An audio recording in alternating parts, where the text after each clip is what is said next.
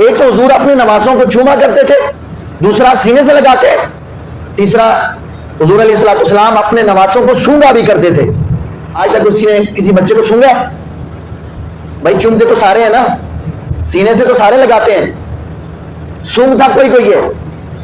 हुजूर अलैहिस्सलाम अपने नमाजों को सूंघा भी करते थे। अच्छा, जब ये अमल साहब कराम ने देखा ना कि हुजूर इमाम हसन को इमाम हुसैन को चूम भी रहे हैं, सीने से भी लगा रहे हैं, सूंघ भी रहे हैं, साहब कराम से रहा ना गया। पूछा या रसूलल्लाह, ये चूमना तो समझ आता है, सीने से लगाना तो समझ आता है, या रसूलल्लाह ये बच्चों को सूंघ क्यों रहे हैं? हुजूर फरमाते हैं कि हसन और हुसैन ये दोनों मेरे फूल हैं। हसन और हुसैन दोनों मेरे क्या है? फूल हैं। चूमता भी हूं, सीने से भी लगाता हूं, सूंघता इस वजह से हूं, मुझे इनसे खुशबू आती है।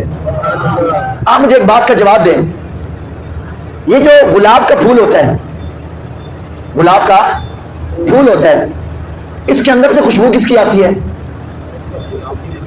गुलाब की।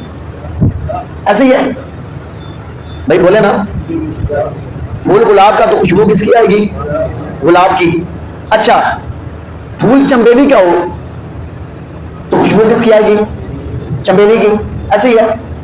क्या ऐसा कभी हुआ है कि फूल गुलाब का हो खुशबू चंबेली की आए? या इसका ऑपोजिट कर ले कि फूल चंबेली का हो खुशबू गुलाब की आए?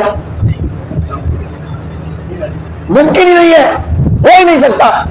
जैसा फूल होगा वैसी खुशबू आएगी। ऐसे ही है, जैसा फूल वैसी खुशबू। ये बात जान में बैठ गई है। हुजूर फरमाते हैं हसन हुसैन दोनों मेरे फूल हैं। फूल गुलाब का होगा, खुशबू गुलाब की आएगी। फूल चमेली का होगा, खुशबू चमेली की आएगी। हुजूर फरमाते हैं हसन भी मेरा फूल है, हुसैन भी मेरा फूल है। पता चला दोनों फूल मुस्तफा के हैं, इनके अंदर से खुशबू भी मुस्तफा की आती थी।